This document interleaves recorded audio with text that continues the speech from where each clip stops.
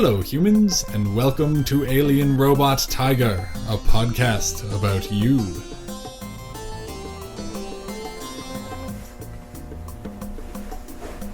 Welcome to A.R.T, where we are talking about human A.R.T. I mean, art. Welcome to Alien Robot Tiger, where we are talking about human art. I am Tiger. These are my friends Alien. Bonjour. And Robot. Sup, peeps?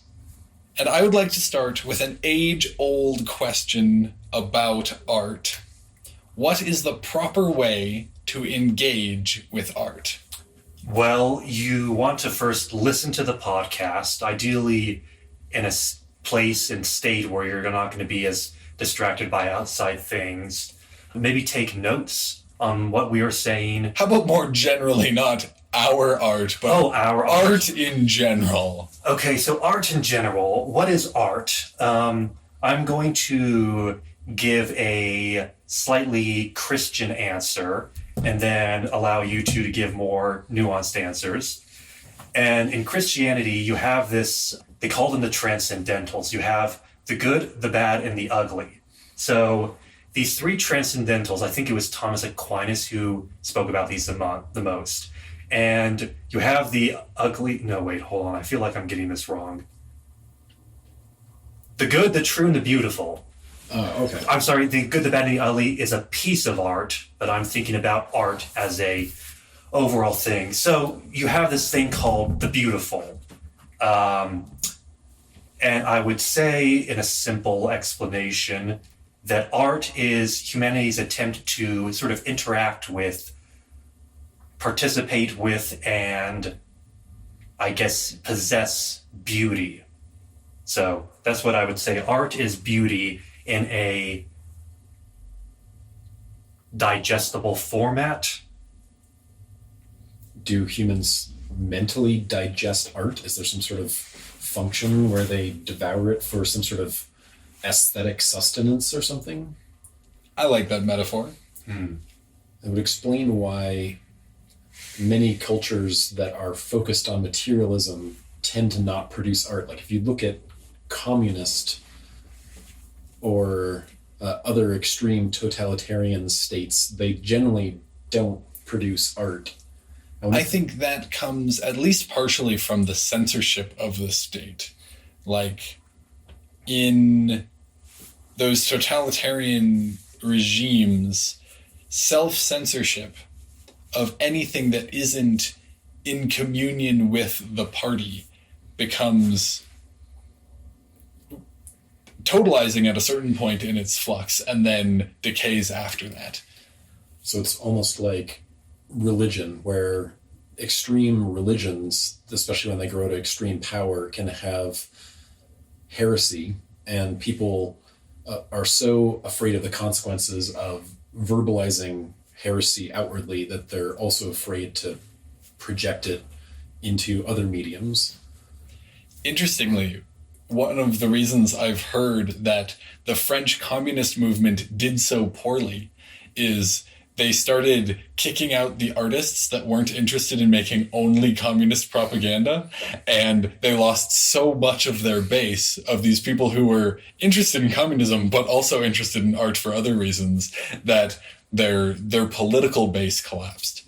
Interestingly enough, in modern times, when this podcast is being recorded, you're seeing sort of a repeat of that in other Western countries. So if art, going back to the root word, if art, I believe an artifact is a thing made by man. So if that's an artifact, then art would be made by, or how does that break down? I'm not quite sure of the etymology of art. Interesting word thing there. I always thought etymology was about bugs. That's entomology. Entomology, this language thing. I was pictured like, everybody's talking about words, and I'm like, were they originated by hive minds, like some sort of insects injected language into humans, like burrowed into their brains? I'm sure Alien, there's something like that out there somewhere. Oh, definitely. Yeah. So some sort of mimetic parasites burrowed into their brains, and then, words. Speaking of words, maybe we can it would be better to discuss art perhaps in some specific context, is because we have human divide. In some ways, human art can be divided into subtypes, but when you think about it hard, they kind of merge together. For an example, you have this thing they have called music, where they manipulate sound pitches and textures to create pieces of art. You have literature, where they take these words and they projectile vomit them onto paper.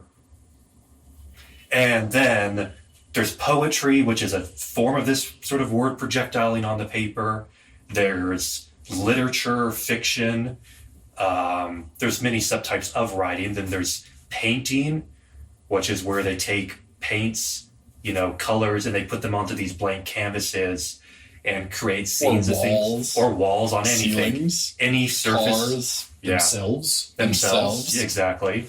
You have sculpting, where they take objects and turn them into other objects that look better, sometimes look better. There's many ways of subdividing it. I think music is a particularly interesting one because it shows up very commonly in Earth's biology, where animals will use music or pitch and texture manipulation as a form of communication with each other. And there's also an interesting theory that humans in their very early evolutionary stage did not speak with each other using this language thing. They actually sang to each other or used pitch manipulation to communicate ideas, similarly to how birds do. And that language actually emerged out of this melodious form of communication and not the other way around. I wonder if there was a rap transition. Like they transition from words to music, where they're cavemen who are singing, and then this one dope rapper Og came out and he's like, yo, I'm gonna take this beat and I'm gonna smooth it out. And I imagined he was crushing walnuts or something with a stone and making a constant beat, and then the words just came to him. And then all the other cavemen were like, yo, dude, that's so radical. Yeah, so if rap is kind of a modulated form of music that's more spoken and less sung, it would kind of make sense. Reminds me of that famous picture of you have a chimpanzee, and then there's a somewhat upright ape, and then there's a kind of grilloid looking thing, and then there's a proto-human, and then there's a human.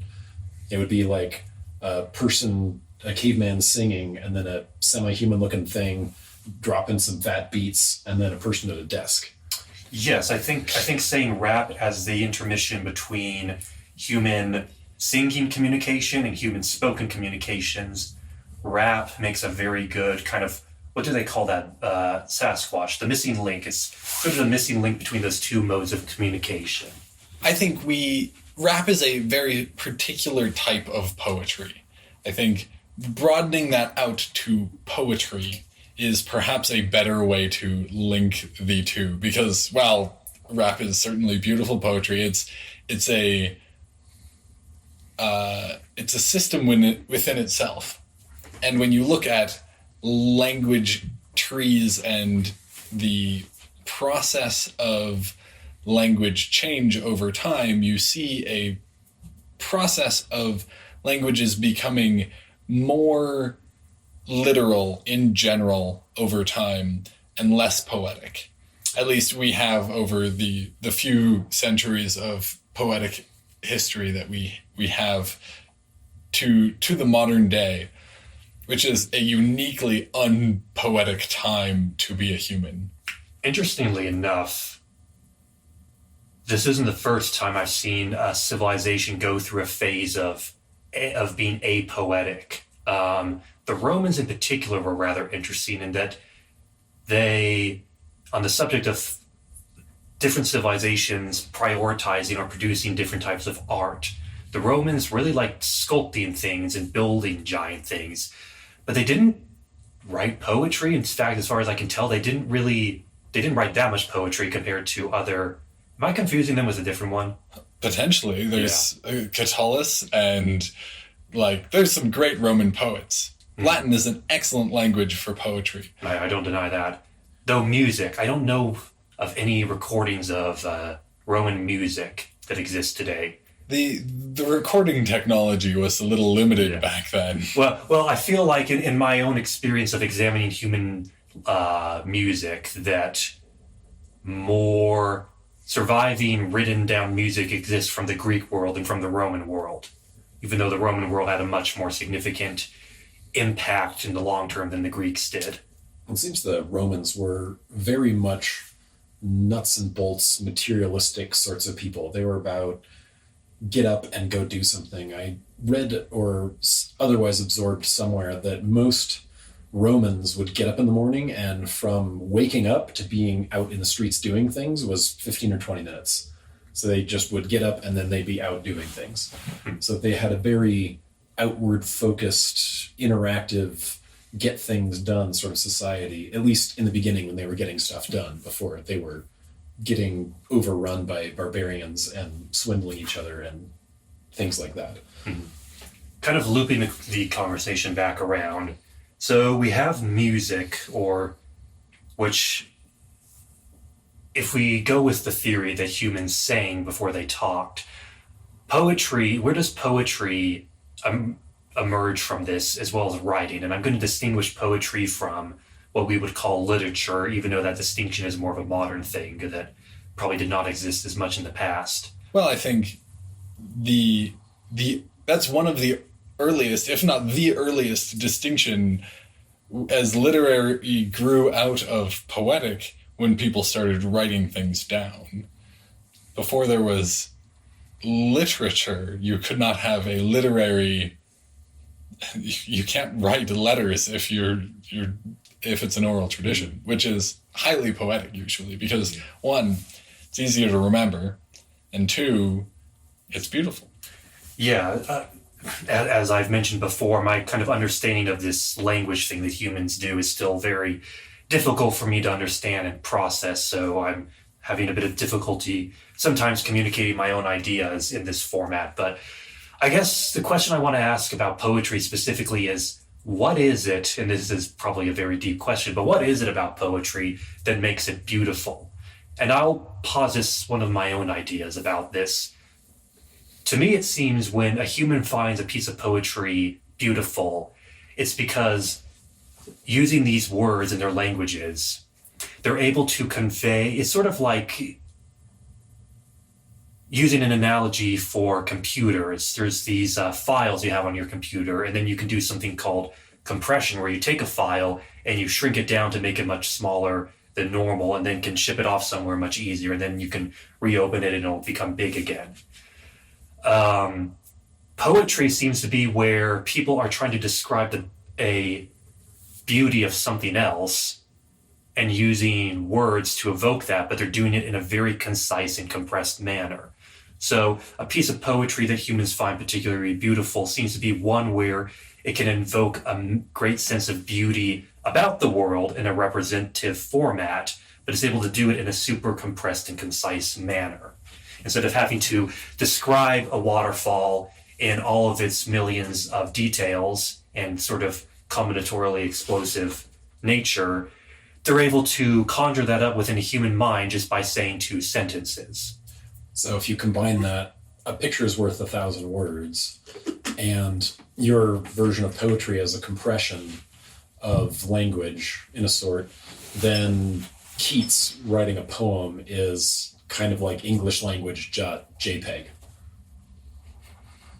Yes, actually. I like the metaphor. Yeah.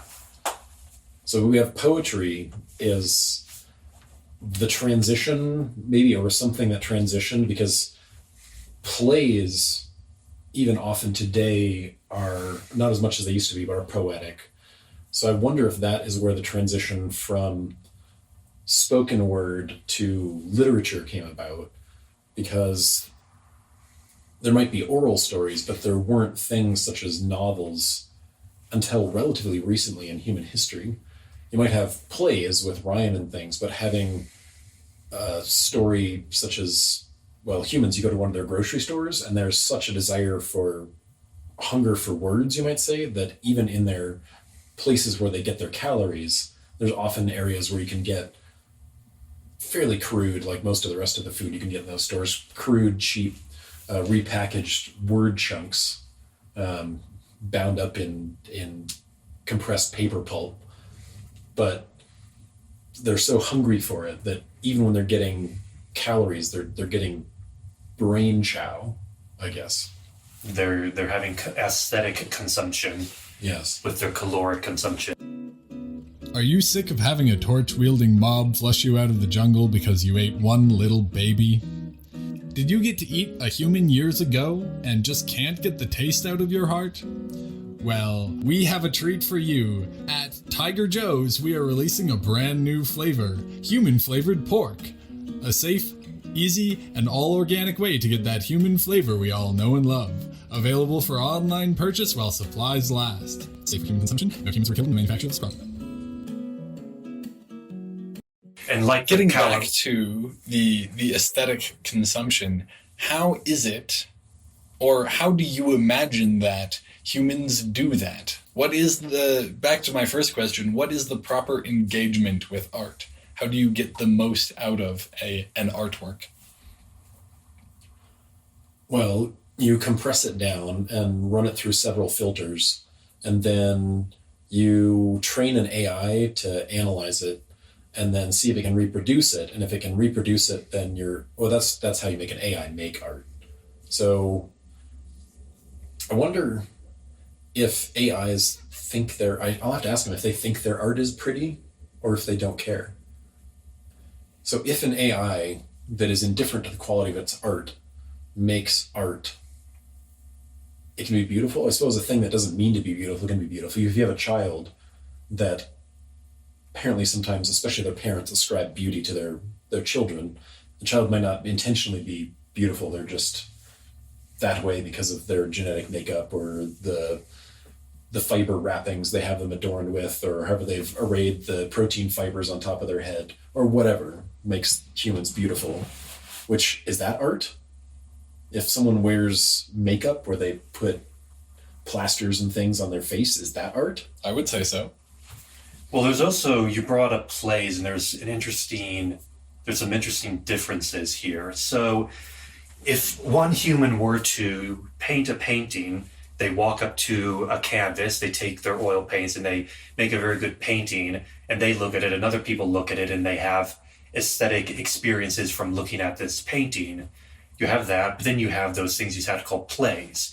And with plays, the actors who are the humans who participate in the play, it's a little different in that they go onto the stage and then they do a bunch of things, but the audience still looks at them. But having just said that, I don't think there's actually much of a difference between what the painter is doing and the stage performers are doing. It's interesting.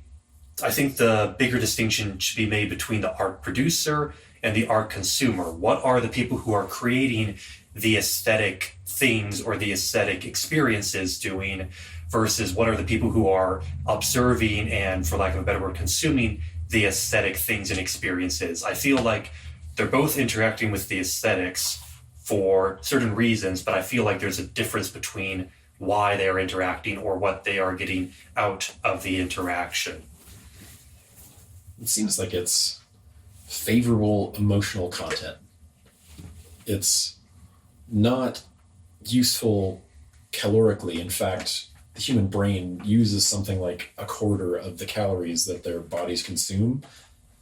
And so calorically, it's wildly inefficient, though, of course, I guess humans nowadays have the problem of having too many calories, not too few. So maybe they need to think more. And so therefore, you can fight weight gain by reading more poetry. I'd be interested to see people try. I think, depending on the poetry and its ability to stimulate the liver, you'd have some mixed results.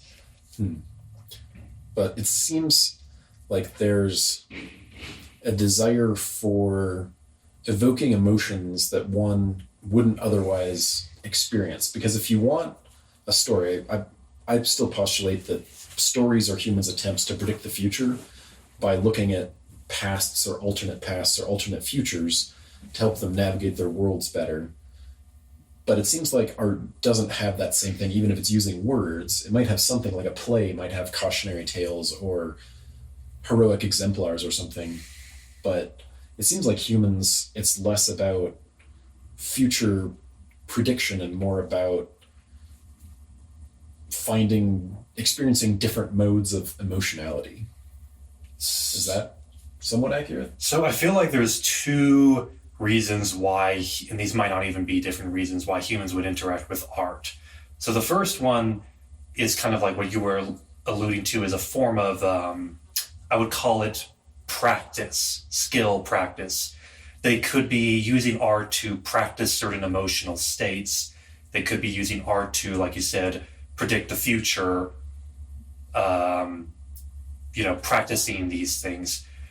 But also going back to our podcast where we talked about religion, and we had a section on there where we were discussing meaning and how religions are these systems that humans create in order for them to be able to access, and the analogy we used was mine meaning, and get that in their lives. And I'm wondering if art is sort of a way of either practicing the act of trying to cultivate meaning, or a tool that they use to help cultivate meaning.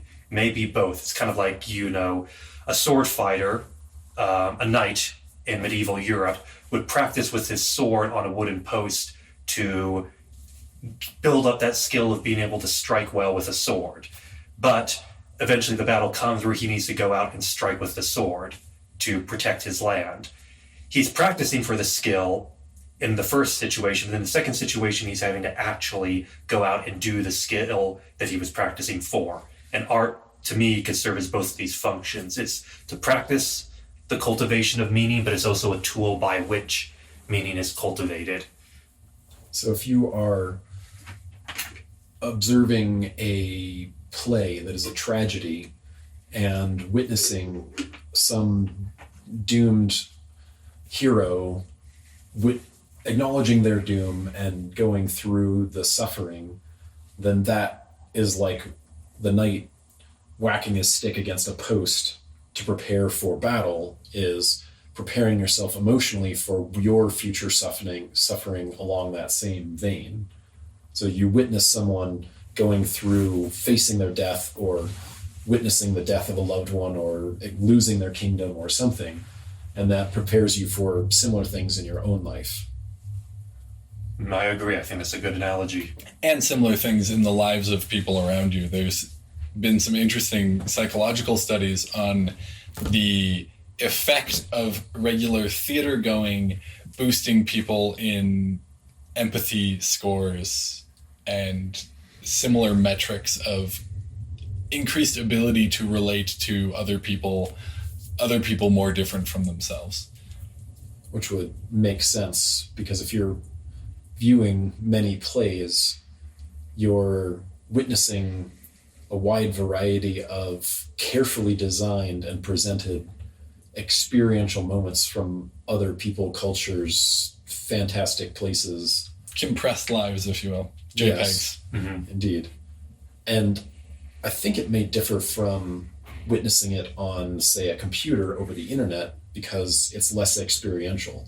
You can sit there and observe it, and without being immersed, without distractions, in a community of other observers all doing the same thing. If you were at home watching Romeo and Juliet on your laptop, you might also be eating Cheetos and petting your domestic feline and 3 other things, and then there's some larvae squabbling around and rolling around on the fur that they put on their floors, and you might be supposedly watching a Romeo and Juliet play, but really you're doing 10 different things. But if you're at the theater, then those 10 other things are not present, and there aren't 5 other humans that are doing other things distracting you. Instead, there are 100 or 1,000 other humans that are all focused on people pretending to be something they're not, doing things that aren't real. And the immersion goes deeper. I don't know how you two experience this, but when I go to a play and I see it, and I experience humans being something they're not, like you say, it's very much, it's much less not them than it is on a screen, because you get the smell of them and the flutter of their heart, and there's so much more context and depth and richness to a live production that you don't necessarily get in a video. Which I wonder if you were in a virtual reality suit that was heated to the ambient temperature that a theater might be in, with hyper-realistic persons all around you. I wonder how closely that would replicate the experience of being there. I'm yet to experience the VR smell-o-vision. Another problem, too, is humans have this sort of strange assumption that they don't use these things called pheromones and chemicals to communicate with each other.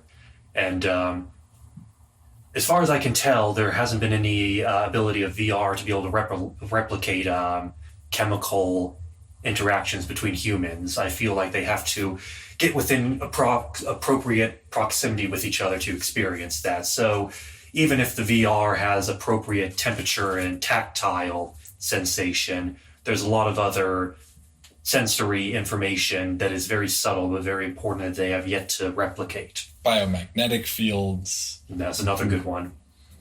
Yes. Are you a human? Are you sick or just sick of things? Ask your doctor to prescribe new, longer-lasting Petrosudopharmacoronafil today. Side effects may include external bowel syndrome, leaky fingers, bone loss, hair growth, hair loss, desocification, numeracy, eye reversal, organ mobility, genital multiplication, sanguinity, passive aggression, and personal crisis syndrome, marrow-filled dilapidation, thrombosis, and sentient tumors. So where is the locus of meaning in a piece of art? If we use a painting for an example, where does the meaning of the painting live? Somewhere in the intersection of the person who created its intention and the person who's observing it or processing its experience, I would think. Because I could go to one of my AI fellows and say, make me a picture of a beaver building Hoover Dam.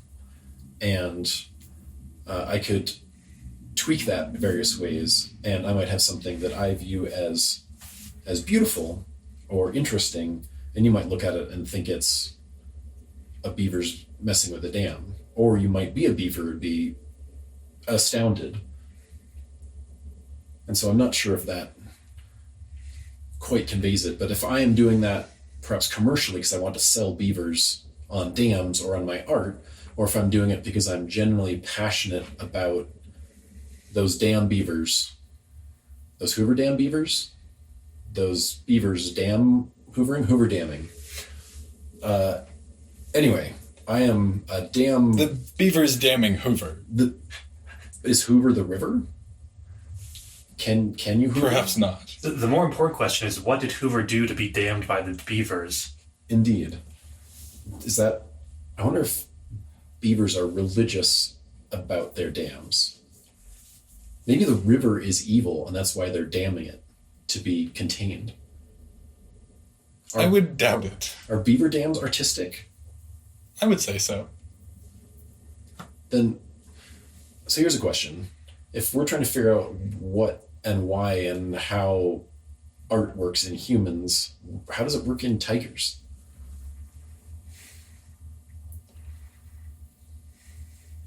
In human terms, I would say tigers are most aligned with things like dance. We don't do a lot of the artifact creation, but the performance, the experience, the interactive process of bodies as you move through space, as you hunt, as you sleep, as you create a dance of your body and the bodies around you. That is the height of tiger aesthetics, in my experience. And are there moments when that experience of tiger art is heightened, like perhaps in the moments before a kill, or when spotting a mate or seeing one's cubs or something, or is it a more consistent experience for tigers? I would say there are certainly moments of heightened appreciation of your own movement and the movement of others that you witness, and moments where you don't do so well. We've all fallen off a log once or twice, haven't we? I have even fallen off a log. And then I reprogrammed my logging program to make sure that didn't happen anymore because I lost a bunch of data and then I couldn't reproduce it. Wait, that wasn't a metaphor for archiving information? Not necessarily, but Oh. I think the metaphor applies. If you find archiving information beautiful, and I find moving through space beautiful, and I have failed to move through space elegantly, and you've failed to archive elegantly, then I think that makes us both artists. Well, there can be fantastic beauty emergent in the mathematical interactions on a spreadsheet or on a chart as one plots data. So I think I have experienced that, as you said, with tigers, a more robotic, I suppose, experience of numbers and mathematics and plotting things and running simulations, and found them beautiful. Certainly. I think, as we mentioned briefly in the first episode, beauty is body dependent. Alien, what is art like for you? Your genre? Well, the way art is done in my genre cannot be communicated to humans via their language, as it inherently is beyond any form of semantic description to explain. Which kind of goes to the point of how my genre of Alien communicate with each other. We do not use, as I've said many times before, spoken language. In fact, if I was to explain how aliens communicate to humans, and this is an analogy I've said before, aliens actually, my genre of aliens actually communicate with each other via aesthetics and art. In fact, art is our primary form of communication. So, as for what it is, this is, again, a very difficult topic to explain to humans because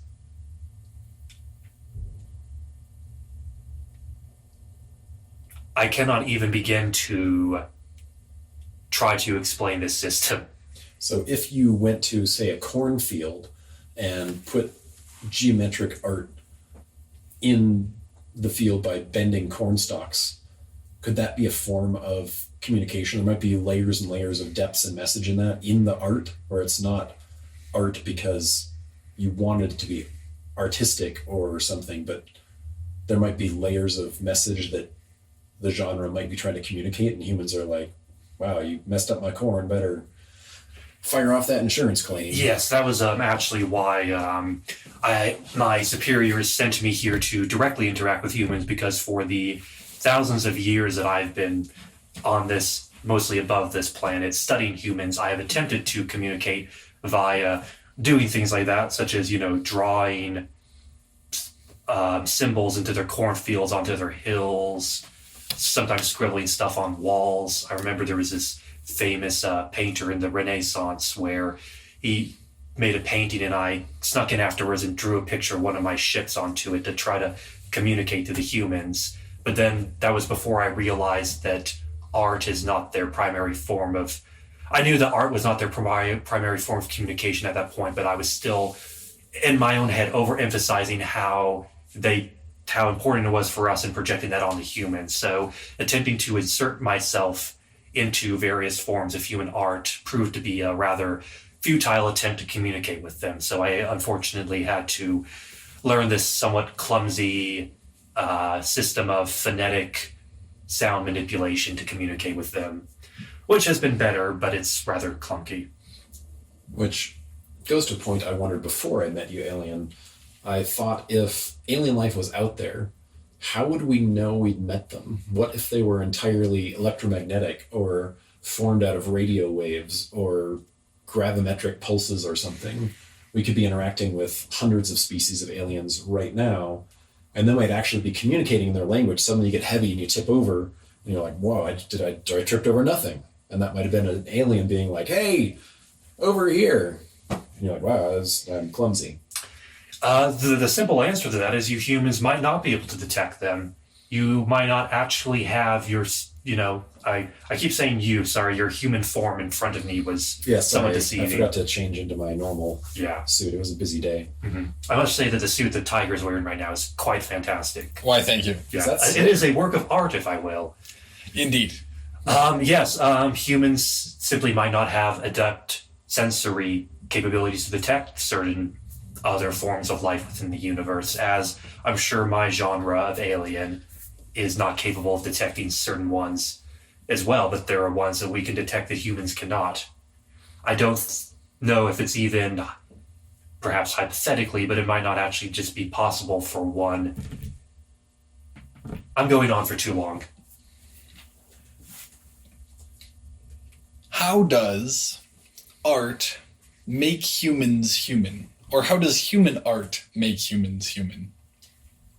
Well, if you go back to cosmetics, where especially the females, paint their bodies with various chemicals and add mixtures of things, that actually can create humans literally, if that suffices to attract a mate. So in that way, human females can use that to ensure that there are more of their kind. I suppose the other way, if we're talking about art reproducing humans, if you are a successful enough artist, say, they have these pieces of wood and metal with tightly wound cords on them, and they take little bits of plastic or bits of their own body and pluck at them. What are those things? The Guitars. Guitars. If you are amazing with a guitar and get a bunch of other people who whack on various synthetic hides and beat away at other stringed instruments or blow through metallic tubes with you, then you can be wildly popular enough with other humans that they will then hurl themselves at you, wishing for you to mate with them. So in that way, art can allow creation of more humans by those who are amazing at art, like those amazing at almost anything, because humans love people who are really good at the overdoing of shit.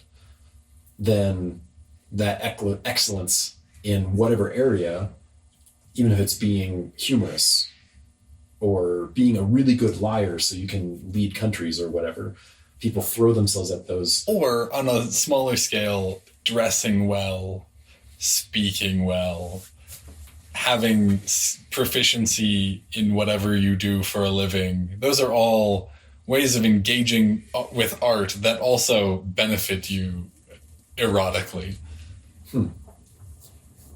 So I don't know if you were talking exactly about how art helps reproduction. I wasn't, but it's an interesting tangent. I'd like to apologize, viewers. We're recording this episode on a submarine and we almost collided with a whale. So please pardon the background whale noises. Oh, is that what that was? Yeah. Aileen, you have any perspectives on why human art makes humans human? What makes human art, in my opinion, is that they're able to communicate in a way that bypasses the precise, but at the same time, overly precise nature of their verbal language communications. Yes.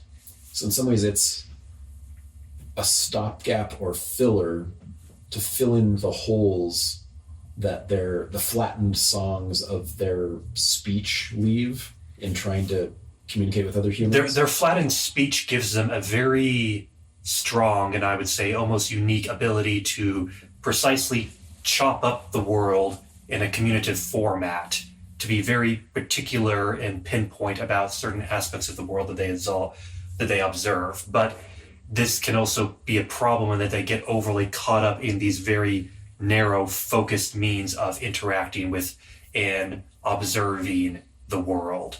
And art is their way of sort of pulling back and taking a less precise but more grand and overarching and deep mode of observing the world and communicating it with each other. So it would be like if humans are wandering in a dark forest, they use their words to help plot the path and communicate to one another where the pitfalls and traps are. But the language would be the thing, or the art would be the thing that allows them to climb up a tree and have a bigger idea of what the forest is and the place in it. That is one way. Instead of, it would also, the analogy I would give is that they also cannot necessarily communicate. It's not well, actually, I'm messing this up. Yes, I think that is a good analogy. One that comes to my head is that if you were to take a camera, these things that they have called pictures where they take a snapshot. I'm using it's very hard to describe this thing without using self-referential language. It's a very interesting pitfall of this thing that they have called language. It freezes a visual image. Yes, that's a very good way to describe it. These cameras have something called a telephotic lens, where you can take a frozen image of a very far off and very precise thing, but they also have this other lens called a wide-angle lens, where they're able to pull back and take into account a whole giant view of the world. So the telephotic lens would be like having your field of vision and then putting up a penny in front of you, and that penny being the only thing that you can see, versus a wide-angle lens would be you taking down the penny and then taking in your whole normal vision. And art is that telephotic lens. Art is that wide-angle lens. How about poetry? Because I feel like poetry does somewhat the opposite. You're taking words, which you have implied is like the telephoto, or the telephotic lens. The telephotic lens, the microscopic vision. And so you have a literally one-dimensional, you're reading one character at a time, image that evokes more context than a paragraph of text. So what about the art that is highly JPEG compressed. Highly compressed in its actuality or its artifactness, but implies a far wider view of an experience than something that might be less compressed, but also less evocative? Well, see, this is where I don't feel like I necessarily understand this human language thing very well. Where their language is a representation, literally representation of something else. So a word that a human projects from their mouth is a representation of something else. If I was to say the word apple, that would be a representation of the actual presence of the apple. Somehow, again, and I don't quite understand it, but poetry is humans' ability to take these simple representations, but then almost paradoxically flip the representation, that when the representation is observed, it evokes an image or a sensation or a feeling within the human greater than what that word or combination of words. It's a sum that's greater than its parts. There's a weird emergent property to human language in the context of poetry where the system of representation can somehow create a presence greater than the presences of the original thing that the words were representing. Tired of the daily grind, stresses, worries, fatigue, anxiety, sleeplessness, existential dread, fears of death, and feelings that you are a failure to the human race? Sounds like you need a vacation. Here on Alien Robot Tiger, we are proud to introduce our newest sponsor, Grand Galactic Tours. Travel to distant stars and watch the collision of two quasars while sipping on pina coladas and soaking up the ultraviolet radiation on the deck of our luxury cruise ship. Walk on extraterrestrial terrain and mine your own living pet xenocrystal from the soils of Gali 667 CC. Swim under the triple moon tides and low-gravity ocean waves of Zorgon 5. Dance with the stars in an all-glass space station orbiting a blue supergiant. Experience the hypnotic and bliss-inducing orchestras of the Orion space whales. Always wonder what Martian cuisine tastes like? Come find out, and more. Listeners to the ART podcast can use the code TOTHESTARS to receive a 2.5% discount on all services and packages. Book your interstellar vacation now. Race may vary by location. Grand Galactic Tours is not responsible if you are kidnapped and tortured by Reavers. So if you have a word representing, say, a fowl, so you have a cock, and you're trying to convey something happening to it, then you could say there was a big machine that gobbled up the rooster. Or you could say this big cocksucker came and sucked up the chicken. And one might be more precise, but the other one is more evocative of the experience of watching this cock get sucked up into this machine, which I don't know if you've seen their industrial farms, but they actually have machines like that there's just this flock of chickens bouncing around this big arena, and then this big machine comes and just does a big, massive swath of cocksucking, and then they have meat. So is that, did I get that, what you're trying to say correctly? I would say so. I would believe that was a artistic expression of what you were trying to say. So I, in attempting to increase my understanding, accidentally was artistic? Art is... This is kind of a point I think we talked about earlier, how humans could be accidentally beautiful. Your spoken words can have an accidental, an unintentional beauty to them. Which is interesting how art sometimes seems to just occur in the world. For example, you walk outside and humans look out and see the photon scattering effects as the world rotates and the giant nuclear furnace that they orbit recedes from view, and the oblique way the light hits the water droplets present in massive formations in the sky, they say that is beautiful. Many times. Indeed. But no one is making it beautiful unless, of course, the sun is conscious, and that's perhaps it's communicating. And perhaps it's collaborating with the clouds and the atmosphere and the viewers to create an experience. So I do want to ask one more question before we run out of time. And I don't know, how much time do we have left, Robot? 15 minutes or so. 15 minutes. I think this might take us 15 minutes. I don't have more questions after this one for the main episode. So in complex arts, you gave the example of a rock band or a theater earlier.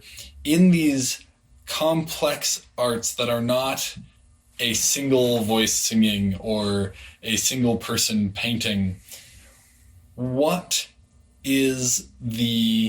do you have any experiences of or insights into the collaborative process? We're collaborating in a discussion of words to make an artifact.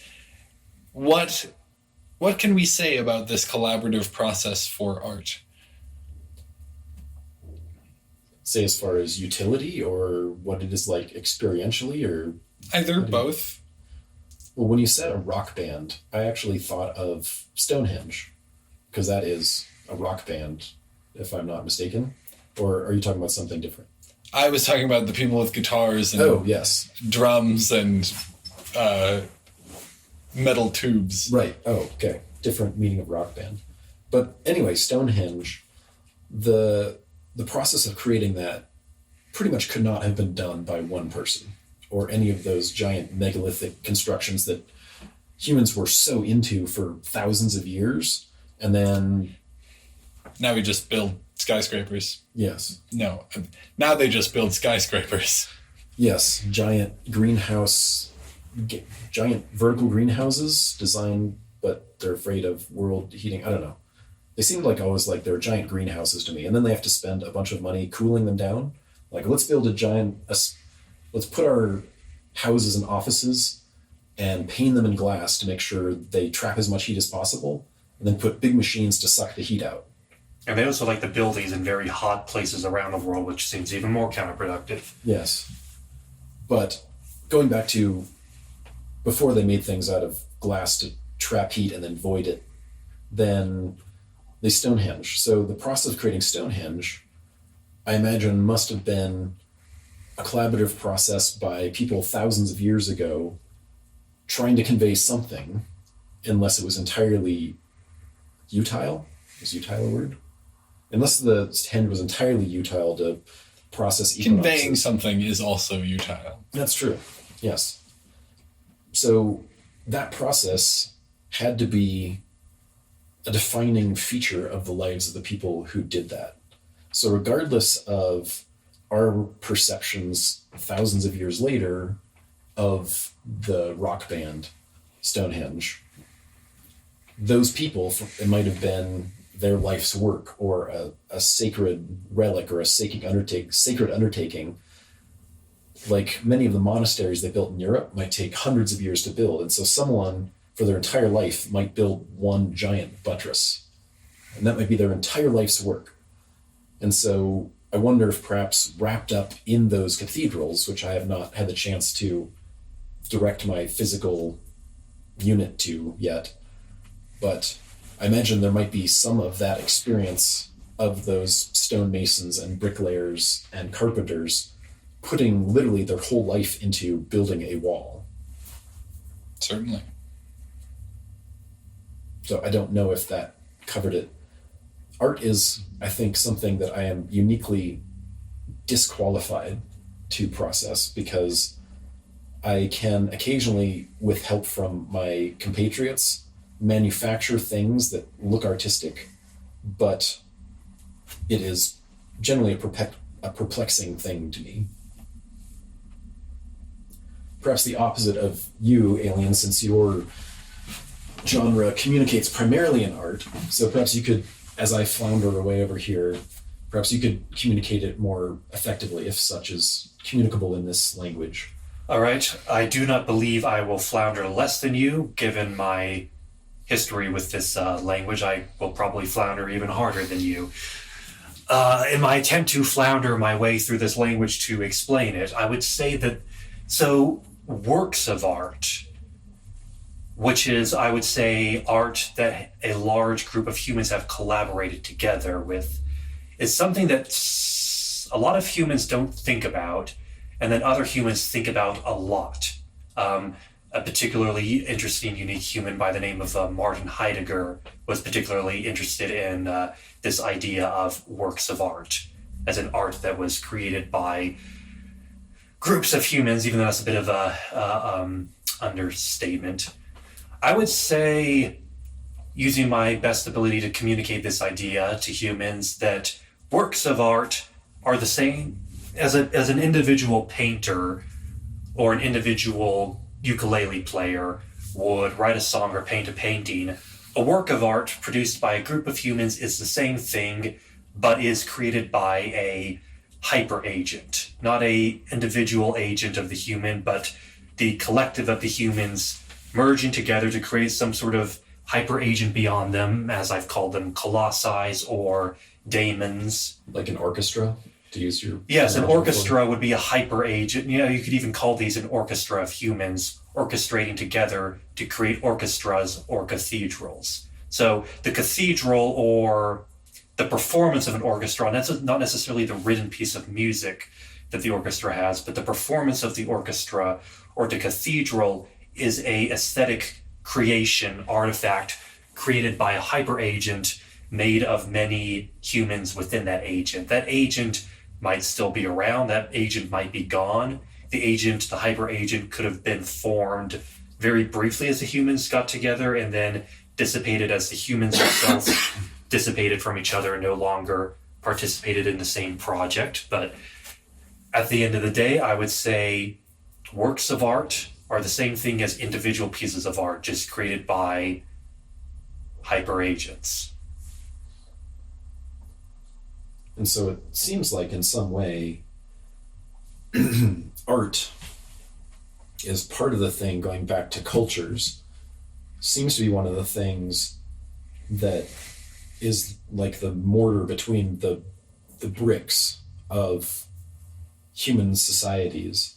And it's part of the thing that keeps them glued together, their music preferences and what they wear, and as far as both cosmetics and the plant fibers that they wrap themselves in and how they speak, the language they use. It seems to be that art can serve both to hold that together, or for a wall that is brittle can crumble it apart.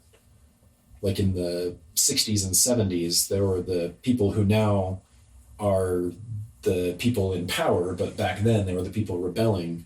And one of the primary ways they fought against the culture of the time was using art to try and break up the walls that they thought were no longer functioning. Instead of holding society up, they were holding society in. They wanted to break out to build something better. And they used art as a primary method to do so.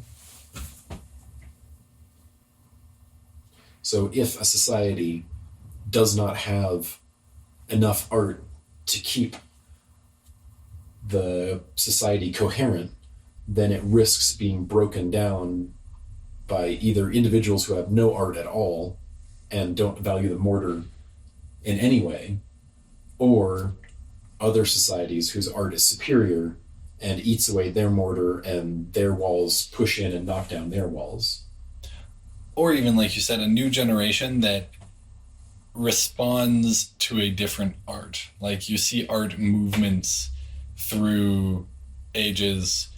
Sometimes they stay very similar for a number of generations, and then sometimes they will radically change back and forth and up and down and sideways until they find something that can stay stable for a number of generations again. Yes, art is a rather interesting thing when you look at it from this view, where it is both a reflection and a cause at the same time. Art is a reflection of it reflects a culture, a human culture to a certain degree, but it also feeds back in and impacts the culture or another culture in the same way. Has a very interesting relationship with humans and all things societal and cultural with humans, and emotional and personal. It keeps on blowing me away as we talk to humans that many, especially in the West, think of their process of progress as a linear thing, and yet nested within this are so many cyclical, entangled elements that anytime we try and go in a straight direction, and I've not always, because here's a place where I'm free to travel in strange loops and orbits and tangents and things, but generally in my daily process of seeking efficiency, I tend to try and focus on straight lines towards objectives. But even trying to communicate almost anything about humans, we inevitably end up being pulled away by the gravities of other human elements, and yet it seems like the simplification of their materialistic society makes everything seem so plain and obvious, and oh, here it is. And anytime we try to discuss the tiniest bit, it takes us an hour to be like a moth fluttering around the edges and bouncing off the bright light of whatever the topic is. The apparent vision of this is it has far more to do with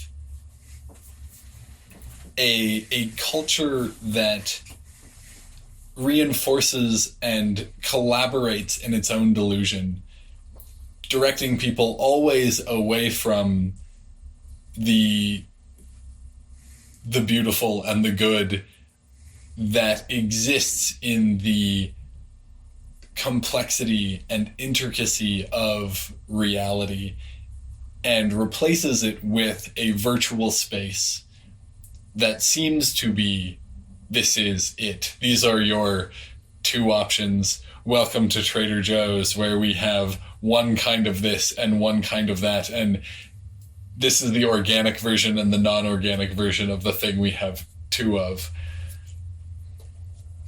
So the society creates this hollow, beautiful, or at least sterile looking environment that enables humans to, like rats in a cage, feel that life is simple and there are bigger things that will take care of them, that will keep life simple for them. And yet, at some level, no matter how pretty the cage or how many different types of food or running wheels they can choose from, at some level, most humans seem to recognize, at least through their unhappiness, that they're in these cages. I remember having two interesting interactions with two different humans. About 150 years ago, out in a place known as North Dakota now, this was in my early days interacting with humans. I had an interaction with they would call a Native American chief at the time. And he told me an interesting story about how the Western man was doomed. And I asked him at the time, why do you think that? And he took two fingers and he pointed at one spot in the ground and he says, because the West man only focuses on one spot. And I didn't really think much about that afterwards until a couple years ago. I was having an interaction with what they call a politician in my local area. And I asked them the question about, what is it about you that makes you different or unique? What makes you think you're good at your job? I basically asked him, and he used the exact same hand gestures and said the exact same thing, because I only focus on one point. And that was where I realized why the Western man was doomed. And with that, we are going to wrap up our discussion of art. Please join us for a coda on the Patreon, and have an excellent week. Enjoy your art or your vacuous, soul-sucking lack of art. Enjoy. Thank you for listening to Alien Robot Tiger. If you've enjoyed the show, please consider joining us on Patreon for bonus content and private Discord access.